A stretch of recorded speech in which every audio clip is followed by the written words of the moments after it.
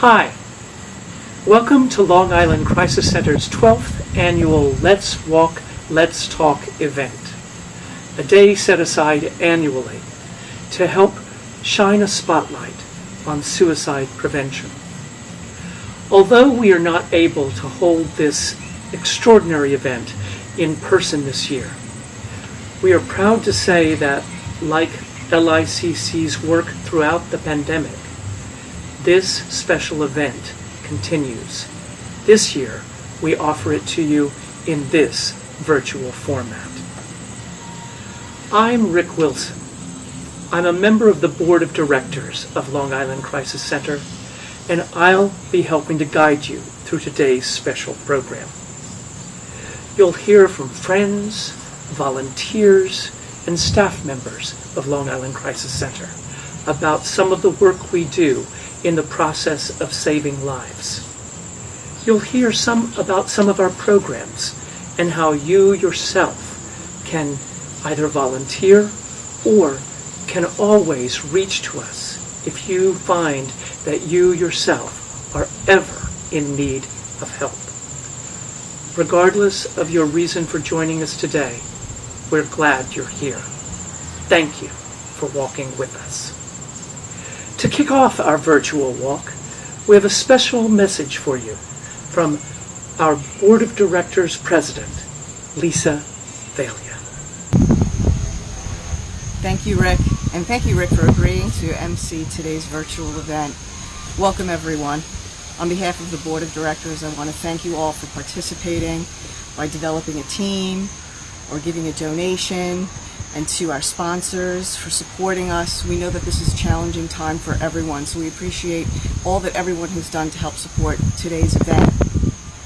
I want to thank, of course, our Board of Directors, who throughout this entire time have been supportive and really stepped up to make sure that the Crisis Center and PFY continues to be able to provide virtual services during this 6-month shutdown. We're grateful for all of your support. And all of us have suffered in some way or another due to the COVID-19 pandemic. And sadly, we lost a board member, Ray Kenny, to COVID. Ray was a volunteer on the hotlines as well as a board member. He was a stellar example of someone who shared and volunteered his time and expertise to help support the community. We still miss his leadership, his steady hand, and his thoughtful leadership. And we thank you, and our family. Our heart goes out to his family. Our thoughts and prayers are with you, Ray. Of course, I want to thank our amazing staff at both PFY and the Crisis Center for really being able to overnight provide virtual services. It's been an amazing process to watch in these very unprecedented times. I also want to thank our county executive, Nassau County Executive Laura Curran, for participating. You'll be hearing from her shortly. We greatly appreciate her support. And I'm going to introduce now the Crisis Center Executive Director, Teresa Busse, who will be sharing more of the details of what we've been doing during this time. So thank you all again. Please all stay well and safe. We hope to see you next year at the Long Beach Boardwalk. Be well. Teresa? Thank you, Lisa. I'm Teresa Busse, and I am the Executive Director of Long Island Crisis Center. I would like to welcome all of you to our 12th annual Let's Walk, Let's Talk suicide prevention event. In past years, it has been referred to as our Suicide Prevention Walk, but in 2020, for obvious reasons, it's more of a virtual event. And while we can't be together in person this year, that doesn't mean that we are not together in our mission to end the stigma around suicide and spread the word that suicide can be prevented. There is help and there is hope. As Lisa mentioned, despite having to switch to working remotely on very short notice, the 3 divisions of LICC never took a break from providing their life-saving services. Pride for Youth, otherwise known as PFY, has continued to serve the LGBTQ community by running all of their groups through various online platforms. PFY staff is also continuing to provide individual counseling and case management services virtually. And recently, in-person testing for HIV and other STIs has resumed. Our community education program has also been active. Since schools closed in mid-March, Laura Campbell, our Director of Education, has presented virtual workshops to almost 200 youth and over 500 school professionals. And Laura has developed a new workshop called Teaching Through Crisis, Caring for Yourself and Students, to address the very real anxiety and concerns both educators and students have about returning to the classroom during COVID-19. We are working closely with each school district to meet their scheduling needs so that we can present our workshops to their students in a safe environment. Lastly, our crisis hotlines have been answered around the clock with no disruption. Thanks to my dedicated staff and amazing volunteers, counselors have been available to speak to callers reaching out for help. Some callers have lost someone they cared about to COVID-19. Others are trying to juggle working while trying to take care of children who are unexpectedly home. Others are concerned about elderly relatives that they can no longer visit. And many callers who are already dealing with stressful situations find the restrictions placed on them due to COVID-19 are making it really difficult for them to cope. Thank you so much for your support. It is allowing us to continue to carry out our mission, which has never been more important. Long Island Crisis Center provides 24/7 free, high-quality, confidential, and non-judgmental services and programs to support and empower Long Islanders at critical times in their lives. Suicide can be prevented. There is help and there is hope. And now I would like to introduce someone who has been a supporter of LACC for many years, Nassau County Executive Laura Curran. Hi everyone, it's Nassau County Executive Laura Curran. I wish I could be with you in person, but this is how we're doing things these days, so I'm happy to join you in any way that I can. I just want to give a huge thanks to the Long Island Crisis Center for what you do 24/7, 365, actually this year 366 days of the year, making sure that you are there for people in their worst moment, when they're hitting bottom, when they have no other options. You are manning, womaning the phones 24/7 and providing a safe place for people. I want to give a huge thanks to Teresa Busey and Lisa Viglia and the entire team on the staff, all of the volunteers for being there. This has been a really difficult time these past few months, and I can just imagine the calls that you're getting. There is social isolation, there is economic insecurity, housing insecurity, and these are not going to go away. So the role that you play right now and in the months and probably years going forward is going to be even more important than ever. There's a lot of uncertainty, addiction issues, domestic violence issues, people hitting bottom. We know it's happening, but you are there in the clutch to make sure that people have an ear, have a way to get resources and get the help that they need. But more important than anything else, you are a light showing people in their darkest, most hopeless and helpless moments that there is hope, that there is help. Special shout out to the Pride for Youth operation that you have there for young people who are vulnerable in normal times. They need you now more than ever, and I just want you to know, you know it already, you don't need me to tell you, you are doing God's work. Please keep shining your light, and I thank you very much.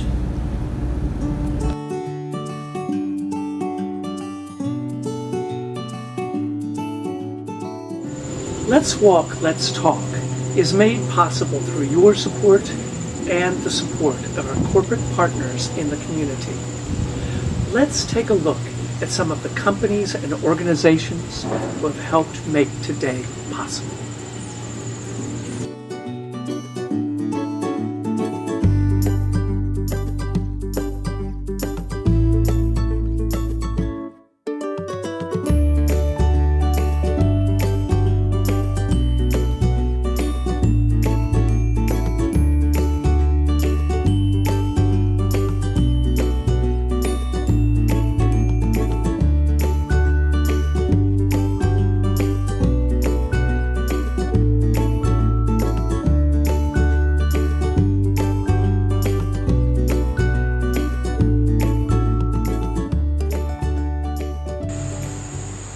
Let's Walk, Let's Talk is a day to shed light on suicide prevention.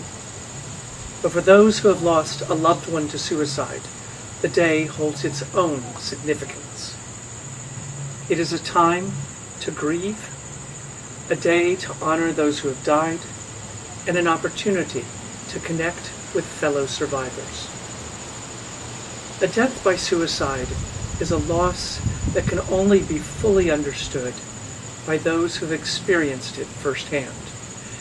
And we wanted to create a special space for those individuals in this year's virtual program. We'd like to introduce you now to Debbie, a Long Island Crisis Center counselor and survivor. Debbie will now tell you a little of the story of her brother, James. Hi, thank you so much for logging on to be with us today. And I'm grateful to the Long Island Crisis Center for giving me an opportunity to talk about my brother James, who we lost to suicide in 2016. When it comes to suicide and mental illness, the facts are clear. We are living in the middle of a public health crisis, and now with COVID, we are living in the middle of a public health crisis in the middle of a global pandemic. And the facts are also clear that suicide does not discriminate. It can happen to adults and children anytime at any family. And the reasons why someone could end their life are complicated. If you leave with anything today, know that talking about suicide does not put the idea in someone's head. And secondly, suicide is preventable. For my brother James, I often say he was kind of like Robin Williams. He was so funny and so full of life, generous and smart and creative. He was the kind of person who not only lit up a room, he lit up the people in the room. Everyone has someone they can call on when they really need help. James was that person for everyone in his circle. But he was also living with the darkness that he quietly battled that many of his good friends and coworkers didn't even know about. Maybe he had bipolar disorder, maybe not. He'd seen a therapist and taken medications at different points in his life, but never got the right help. He was an amazing writer with a biting, fast wit and incredible storytelling ability. We grew up in Baltimore with a loving family. I moved to New York City in my early 20s, and my brother came shortly after. He had the acting bug and was gay, and being in New York in the late 1980s was, needless to say, so exciting. Boy, did we have fun. But the reality was also hard. That was during the height of the HIV/AIDS epidemic, and James was one of those brave young men who joined ACT UP and fought to find a cure and end discrimination against the LGBTQ community. He wound up getting a few parts in national tours, wrote and performed a few amazing one-man shows, but supported himself as a bartender and therefore had no insurance. And I think the ups and downs and whatever mental health challenges he was facing made living in New York just too hard. He moved to P-Town in Cape Cod for a while with his two Great Danes, and then eventually settled in the paradise of Key West as the innkeeper for a little boutique hotel where he could play his Diana Ross CDs all day long. Miss Ross and music in general most certainly provided a spectacular soundtrack to his life. We lost James to suicide on April 22nd, 2016, but he had survived a suicide attempt a year and a half earlier. At that time, he had posted a blog in the morning, and when I read it, it sounded like a suicide note. I didn't know anything about suicide at the time, but I had that 1-800-SUICIDE number in my head. So after not being able to reach James, I called the number. Little did I know then, because I have a 516 number, my call most certainly rolled over to the Long Island Crisis Center. The amazing counselor on the line listened to my story, let me read my brother's blog, and then said, I think we should call 911. The counselor got me connected to the Key West Police Department, who got to my brother in time to save him. And what I want you to know is, the thing is, after he'd gotten out of the hospital, my brother promised my mother he would never attempt to do that again, and we believed him. But as time went on, the injuries he suffered from continued to cause him a great deal of pain, and he would spend the next year and a half writing beautiful but painful letters to insurance providers protesting the denial of services for his injuries and follow-up care. And we believe both the health and mental health systems failed him. In the week before my brother took his life, he confided to two close friends who knew something was wrong. My brother said that he was in a dark, dark place. His friends tried everything to help him, but it was too late. My brother had made a plan, legally purchased a gun, which apparently you can do in Florida. There are no checks on whether someone has been admitted to a hospital for a mental health issue, or has a police report for a previous suicide attempt. In the weeks following the loss of my brother, I began to learn everything I could about suicide. I learned that suicide is indeed preventable, that there is hope, and that people can get help. I stumbled on a beautiful young woman named Runmi Laditan, who writes funny little stories about being a messy mom, who it turns out is battling depression herself, which she described this way. Depressive episodes are like being on fire. You writhe as the flames and smoke engulf you. You struggle for every breath. You try so hard in a way that the ones you love can understand and fail over and over again. And the whole time, your mind, your instincts urge you to escape. Flee this burning building, it says. Get out, except the burning building is you. She also said profoundly, I think the best description of suicide I've ever heard is that suicide is a pain response. It doesn't take the pain away. It just transfers it to the people left behind. She goes on, and this may be hard to hear. I feel nothing but compassion for those who couldn't hold on anymore, whose hands finally slipped off the ledge they were probably dangling from their whole lives. And this was also the time that I discovered Kevin Hines, who says, it's okay not to be okay. It's not okay to not ask for someone to back you up. If you don't know Kevin Hines, Google him and watch one of his short YouTube videos where he tells his story about surviving a jump off the Golden Gate Bridge. What hit me was, he said, the millisecond my hands left the rail, it was an instant regret. His point, he didn't want to die. He just wanted the pain to end. It was at that point I knew I wanted to do everything I could to help prevent the loss of another beautiful life to suicide. And I'm so grateful that I walked into the Long Island Crisis Center that spring, because that's exactly what we do. We help people through a crisis. We help them come up with their own plan to get help, and we refer them to the resources they need. We give them hope, and we give them help. Each and every one of us can play a role in saving lives. Be that light in someone's life like James was. Reach out to friends and loved ones. Check in on them. Anyone who is struggling, let them know they are not a burden to you. Help them come up with a plan. Ask them to promise to call you if they can't hold on any longer. And if you are struggling, know that there's help out there. Call us. Hold on one more day. You matter, and the world is a better place with you in it. And I'll end with two things. If you haven't done so already, please make a contribution to the Crisis Center. Large or small, every dollar goes a long way to saving lives.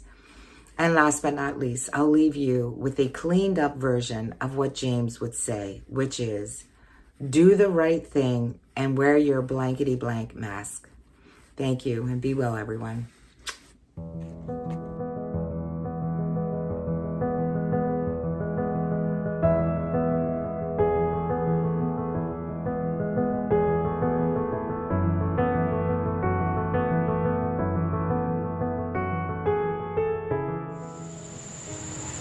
Last year, Long Island Crisis Center responded to over 15,000 calls from people feeling isolated, afraid, seeking information, and looking for support. All that was possible because of supporters like you. If it is possible for you today, we would love for you to consider making an extra donation, or even becoming a monthly supporter. We fully understand that the pandemic has created hardship economically for many people. It has created that for us too at Long Island Crisis Center. But if you are able to help us, we would so appreciate that extra support. And we thank you already for considering it.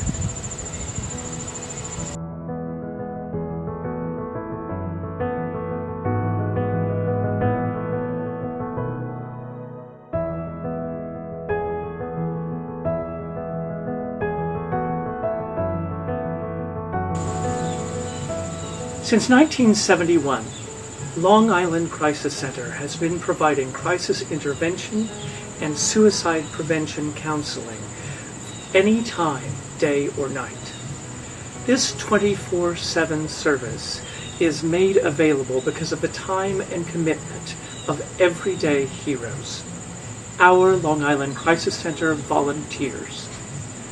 I'd like to introduce you now to LICC's Crisis Center Director, Joe Walsh, who will introduce you to some of our amazing volunteers.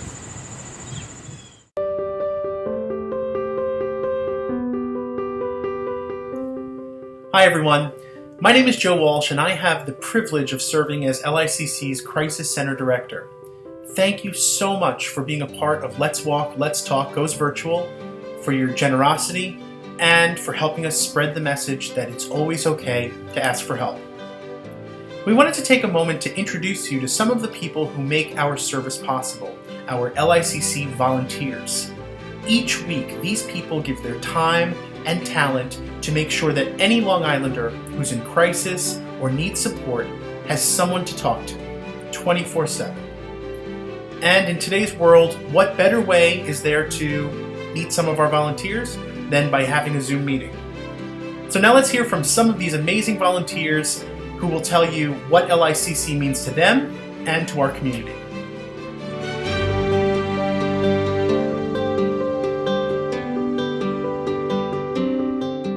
My name is Susan, and I've been a counselor at the Long Island Crisis Center solo for the past year and volunteering for the past 2.5 years.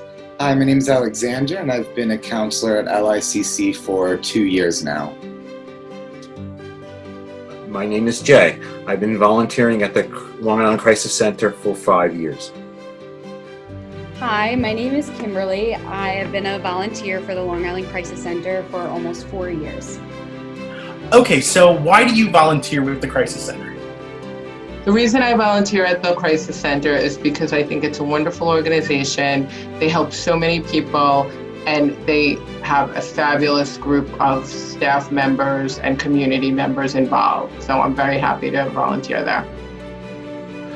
I volunteer at Long Island Crisis because I feel that I want to give back to my community. I feel I want to be part of my community, and because I get a lot of reward for my time and participation in volunteering at the Long Island Crisis Center. So I volunteer because I want to help my community. I want experience and education to help myself in my own career. I volunteer because I have the time and commitment, and I care about my community, and I want to be able to give something meaningful back. So I volunteer because it is really important to me to be able to give back to my community and support people's mental health. Okay, so can you tell us a little bit about the types of callers that reach out to us? What types of challenges are they facing? And then what type of support do we try to give them on the hotlines? Okay. So the types of people that call the hotline really come from a variety of different places. We see people that, we don't see people, we hear from people, all ages, all ethnic groups, in all kinds of situations. But what they have in common, I think, for the most part, is that they're at a point in dealing with some immediate situation where they're not sure right now where to turn, or they feel that they really don't control the situation.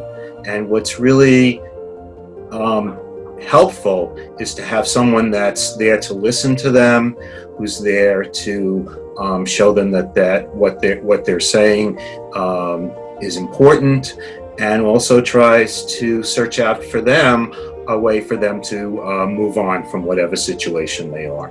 So the issues that people are dealing with are very different depending on, the time of year or whatever kind of is going on in the world. But generally we have people who are dealing with severe mental health issues, as well as just day-to-day struggles and difficulties. And where we come in is we're not only there for just some short-term support and listening, letting them know they're not alone, but we can also provide community-based resources for them to start getting the help that they need. All right, so how does it feel to help our clients and know that you might be saving a life potentially? It feels really good when I'm on the hotline and you feel like you're getting a call where you really helped somebody and you potentially could be saving somebody's life or making a difference in their life. It makes me feel really good when people thank me and tell me that I helped them, and I feel like I'm playing at least a small part in their journey of moving forward, and it gives me a good deal of satisfaction. It really is such an amazing experience, such an amazing feeling. I never thought that I would be involved in something like that and be able to have such an impact on an individual. It feels extremely rewarding at the end of the day to know that you might just be that first light that really encourages somebody to take that first step.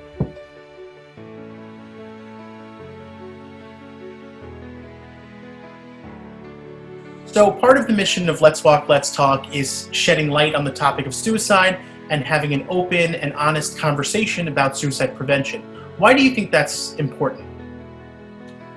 I think talking about suicide and the whole issue of suicide prevention is becoming more and more important. We face the reality of suicide and the reality of people we know and love that feel these kinds of feelings, and very often it's a very lonely place. It's a scary topic. It's a topic that elicits a range of very strong emotions, and so the way to get a handle on this situation is to be able to open that topic up. It's really important to have an open conversation about suicide because a lot of people are struggling and a lot of people are struggling in the dark. So just knowing that they're not alone can really be something extremely helpful and empowering for someone to get the help that they need. A lot of people don't talk about it, where it's rather common. There's probably somebody you know that has experienced a loss, and there's a lot of grief, a lot of anger, sadness, isolation, confusion.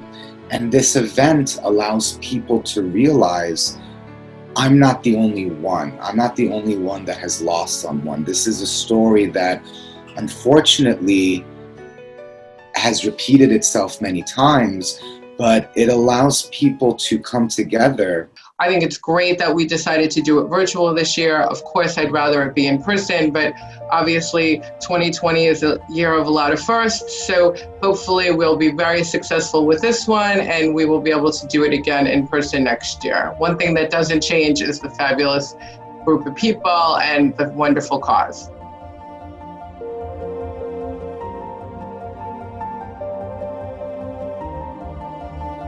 So why do you think a resource like Long Island Crisis Center is important to the community?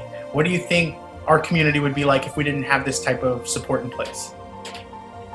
Yeah, I know Long Island Crisis Center is an important place in the community. I know because of people that have called and said, you know what, I had this number, I wasn't sure, but now I've called and I feel better. And I worry about what that situation might have looked like if that caller hadn't had a place to call.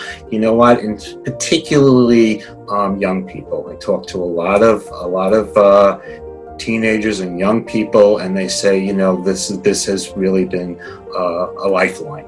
Something that I've really realized from volunteering is that a lot of callers truly don't know the resources that are available to them, you know, locally. So it's really helpful that we have that database of referrals to offer to them so that they know what's available to them, where they can get the help that they need. And if we didn't have the Crisis Center, we wouldn't be able to encourage people to reach out to those resources. We wouldn't be able to educate the community on what is available to them. So LICC is a fantastic resource that we have. We're very fortunate to have in our community. Unfortunately, some communities really don't have a center like that, or it's very limited with resources, and, volunteers and staffing. LICC is something that it's priceless. I really feel that crisis centers are sort of like the backbone when it comes to mental health. I think the Long Island Crisis Center is so important to our community. They do so much wonderful work, answering so many different hotlines, educating so many people, and they are a frontline resource for so many things. I can't even imagine what our world would look like without them. No, please support Let's Walk, Let's Talk. Please support Let's Walk, Let's Talk 2020. Please support Let's Walk, Let's Talk 2020. Make a gift now, spread the word, and be our partner in life saving.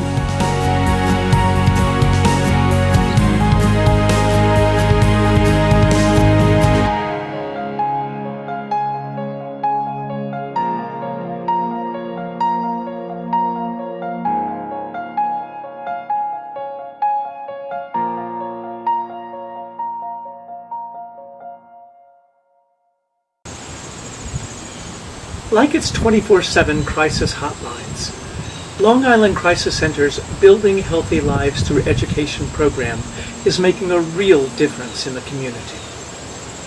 Let's take a moment to hear from LICC's Director of Education, Laura Campbell, who sat down with some educators and discussed how our community education program is helping students and professionals across Long Island.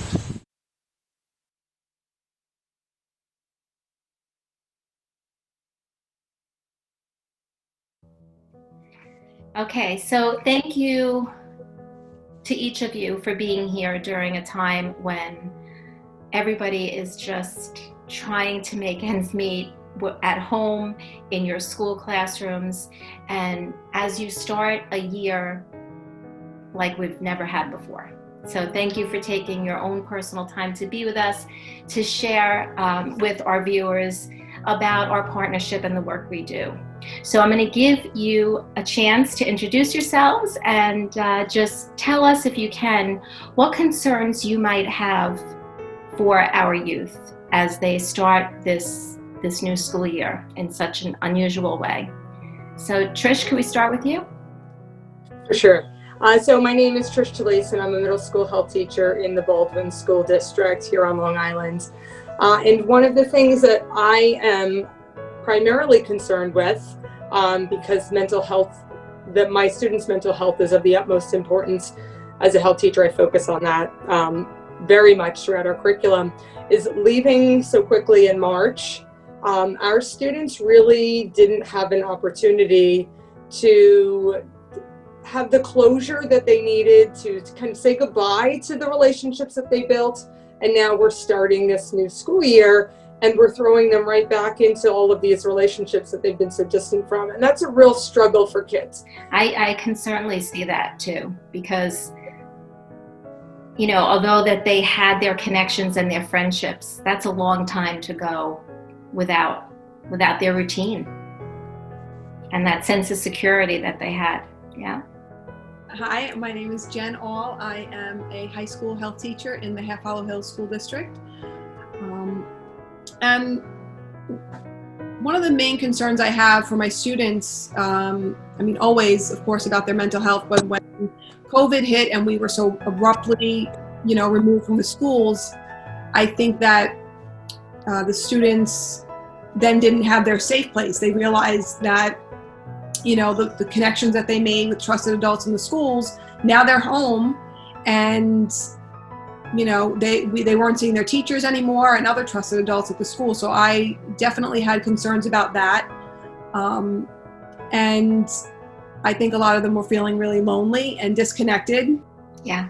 And I could speak to that a little bit too, because we were hearing from our students as soon as school closed, and they were missing their trusted adults in school. And then we were hearing from schools calling, also checking in on students, like mobile crisis was being called and things like that. So it was such an abrupt halt that there were students that school personnel were worried and concerned about and didn't even have a chance to talk to before they left. Okay. All right, so Sarah. So my name is Sarah Dowler. I'm a health teacher at Oceanside High School. And just like you heard from our other two speakers today, we were very concerned with the kids when they were home this past, COVID break, as we call it. But I'm really concerned about them moving forward to not have those connections that they normally would have in a given school year. Having classes that I have maybe 5 or 6 kids because they're split. They're wearing masks, they're sitting apart, they can't communicate with one another in a class, with their teachers as well. So the teachers having the plexiglass and keeping their distance, it's just very informal and not their normal warm and fuzzy year how teachers normally could be. I actually had a kid today say to me that they're really worried about their social anxiety, that it's getting worse and they're just not comfortable talking in front of people. And you know what? A lot of districts, including mine, had the option to stay at home and go to school remote. And that's what worries me even more, is a lot of those kids that chose that option are the kids that really could use the socialization and to try to work on that. Because as we know, when you avoid situations that are causing you anxiety, it just gets worse. So we can all agree, I think, that yes, the high levels of anxiety that were there before have now become even more so. And it sounds like you all want to give the students that sense of security to help them to be able to learn again, to open themselves up to learning. A lot of our viewers know us as a 24/7 crisis hotline, and that is what we do. And we answer several hotlines. But they don't always know the work we do in schools, and that happens to be my favorite part. So I'd like to ask you if we can go back, starting again with Trish, go back around, and if you could just share a little bit about what you think the strengths are by partnering with the Crisis Center, by having us in. I know I love being in your classrooms, and I love seeing that relationship you have with your students and having the opportunity to share our resource with them as well, so that even when they're not in school, like you mentioned, Sarah, they still know they have a place they could always call. Okay, so by having the Long Island Crisis Center available to us in the schools, when you do come in, I mean, at times you're servicing about 350 of our Baldwin students at a given moment. So 350 of our students are getting that one-on-one mental health kind of first aid, where they can learn the tools that they need to handle the situations that seem so complex to them. And that those skills and those tools that you bring into those conversations for our kids are really some of the greatest pieces that they walk away with. I mean, there are just so many strengths I could list. I agree with a lot of what Trish just said. I would definitely say that a huge strength of having the Crisis Center in is also making that connection. I mean, I could also be, of course, talking about the information that the Crisis Center brings, but to have a guest speaker from the actual organization who have been trained, are so compassionate and caring, I mean, that's invaluable for the students to make that connection, to hear directly from another person. It's just, I mean, they continue to talk about the Crisis Center all throughout the year, and to have that number. I mean, I know students also who, not just in that year they're there, but after they graduate, I'm still connected with some of my students, and they say, that they have used that number. They've given that number to other people when they were in college. So, I mean, sometimes you wonder, I wonder if they'll use this. And, over the years we've heard it. They do, they use it. No matter who comes from the Crisis Center is always so warm and so easy to talk to. And you guys, it's even to the point where during your breaks, the kids stay to talk to you. That's how welcoming, and they just feel like they could tell you anything. So Laura had come and done a workshop, and a couple weeks later, one of my students came to me worried about their friend who was suicidal. And she wanted to call the Crisis Center. So I said I would do it with her. And we had dialed, and Laura answered. And she had just met Laura 2 weeks ago. And it was one of my favorite moments, because then we brought it back to the classes and said, look, we just called, and it was Laura who answered. Thank you. And that was amazing. And, all of our schools, our students call when they are concerned about a friend. It's unbelievable that when they have the resource and they feel comfortable using it, they do it. So thank you all. And now we're just going to say goodbye. So we'll start with Trish. And if you can just share any last remarks, Trish, and that would be great. So thank you. Absolutely. Thank you for having me. It's been honestly an honor to be able to discuss all of these amazing workshops and the impact that these workshops have on our youth. We are truly fortunate, and I do know that for us in schools, as Jen and Sarah can attest, sometimes it's challenging bringing in a presenter, whether it be cost. So to have this resource available to us and the impact that this crisis center actually has on so many kids is truly remarkable. It's a hidden gem here in Nassau County. We're really so blessed. I feel honored, and I'm so grateful for you and the Long Island Crisis Center and all the work that all the wonderful people there are doing.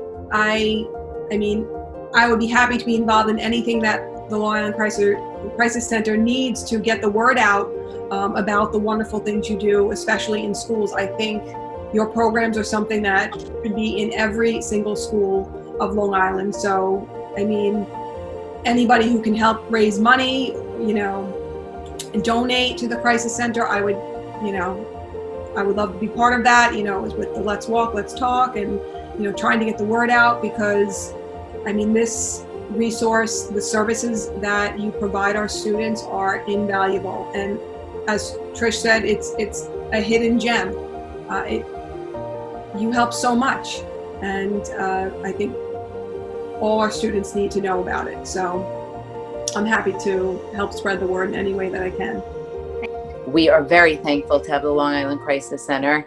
We try to, even though it's not a lot of money, that's any fundraiser that I do, we try to get some funding to Long Island Crisis Center, but you know, it takes a lot to have these programs in all the schools. And again, it's one of the best things that I have is access to as a teacher, and I wish for my kids they got to see these presentations. And I know whatever we can do to help fund this program and the Long Island Crisis Center is worth it, and our kids are worth it. So I thank you both so much. I have so much love, respect, admiration for what you're doing, especially in a year like this, when there are probably so many things that you have going on, even outside of school, but you're there to lead our youth through a very uncertain time, and they need you. And I see what you do for them, and I just think that we're very fortunate on Long Island. We work with amazing teachers, and I thank both of you for everything you do and for who you are. So now you've heard a little bit from our teachers that we get the honor and privilege of working with to help the youth in Nassau County. So I hope that gave you a little bit of insight that Long Island Crisis Center, although we are known for our hotlines, we are also an education center, and we are also very busy out there actively in our school system. So please, by supporting the Crisis Center, you also support the work we do in schools. Thank you.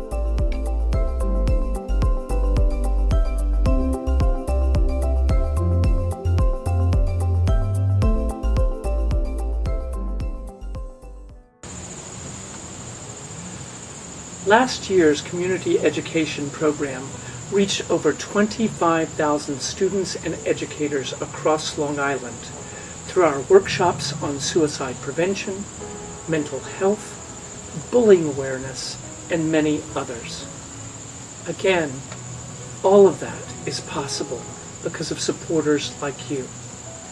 We are a grassroots organization that relies so heavily on our sponsors and supporters. If it is possible for you today, won't you please help us continue this amazing work that we're doing in the educational communities across Long Island.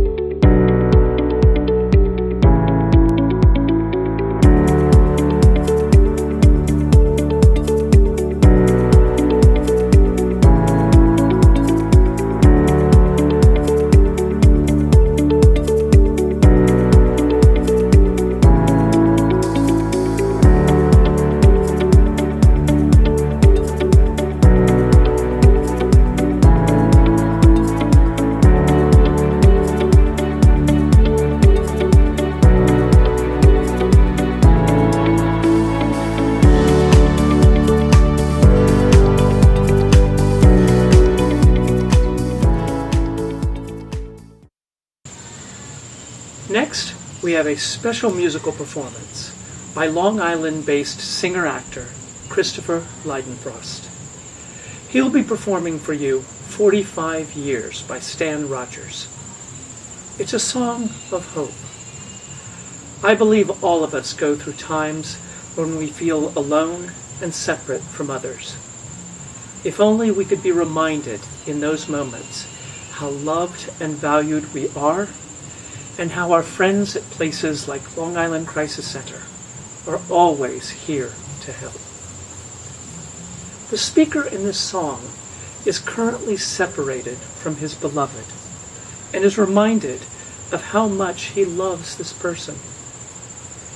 He's reflecting on the love they have and dreaming of the future he hopes they will continue to have. A future in which he will still get to see this person's smiling face 45 years from now.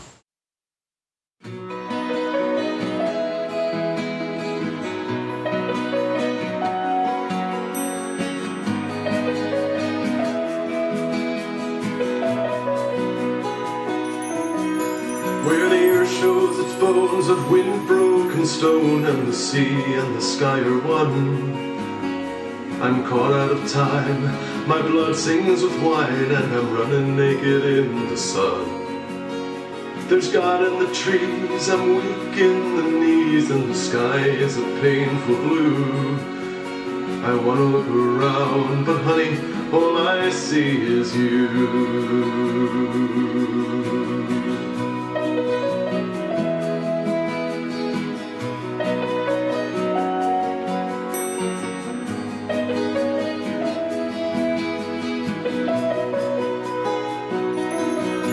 Now the summer city light will soften the night till you think that the air is clear. And I'm sitting with friends where 45 cents will buy another glass of beer. They've got something to say, but I'm so far away that I don't know who I'm talking to. 'Cause you just walked in the door, and honey, all I see is you. And I just wanna hold you closer than I've ever held anyone before. You say you've been twice a wife and you're through with life. Oh, but honey, what the hell's it for? After 23 years, you'd think I could find a way to let you know somehow that I wanna see your smiling face 45 years from now.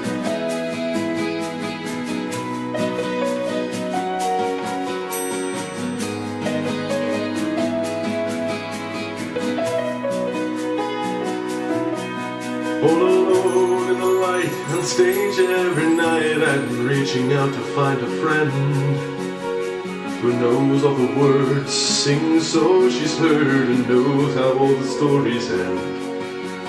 Maybe after the show she'll ask me to go home with her for a drink or two.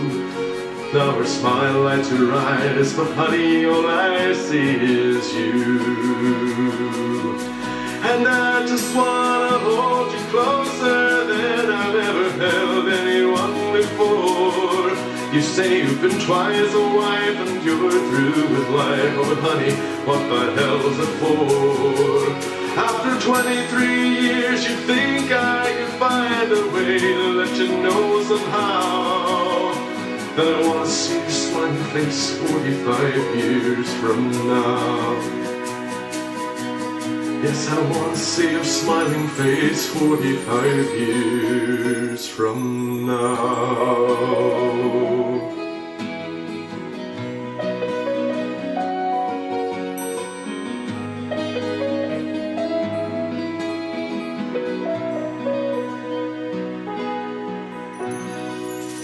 Thank you for supporting Long Island Crisis Center, and enjoy the rest of the program.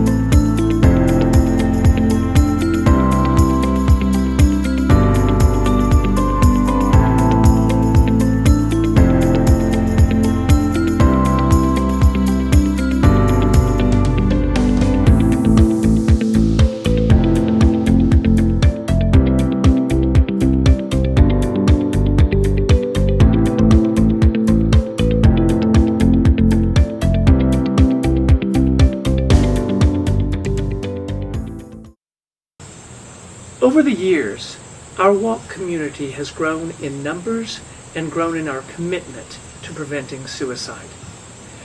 Whether you have walked with us for a decade or today is your first time joining us, we are so grateful for your support. Let's take a trip back and look at some images from our previous year's walks.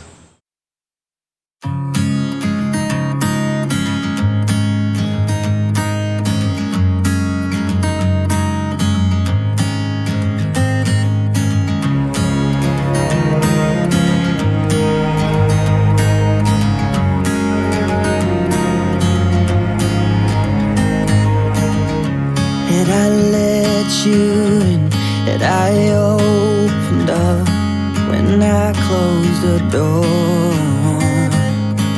And had I done just a little bit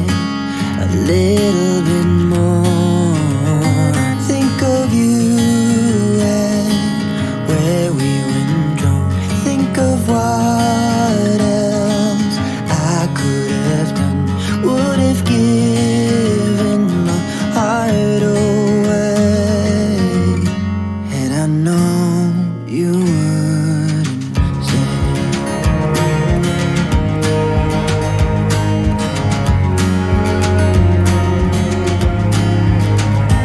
And I listen when I talk, and when I walk, what would that have changed? I told you twice, when I told you once, or would it have been the same? Think of you and where we went wrong. Think of what else I could have done, or would have given my heart away. And I know you wouldn't stay.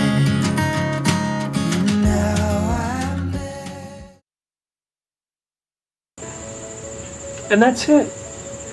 That concludes our 12th annual Let's Walk, Let's Talk event. On behalf of all of us here at Long Island Crisis Center, thank you for joining us. We walk together. Should you wish to volunteer or learn more about our programs, please visit our website or give us a call. Should you wish to make an additional donation or consider becoming a monthly donor, please do the same. Your gifts to us go so far in helping to make a life better. And in some cases, I promise you, they will help in the saving of a life. Regardless, we are so appreciative that you had joined us today. We are Long Island Crisis Center. It's okay to ask for help.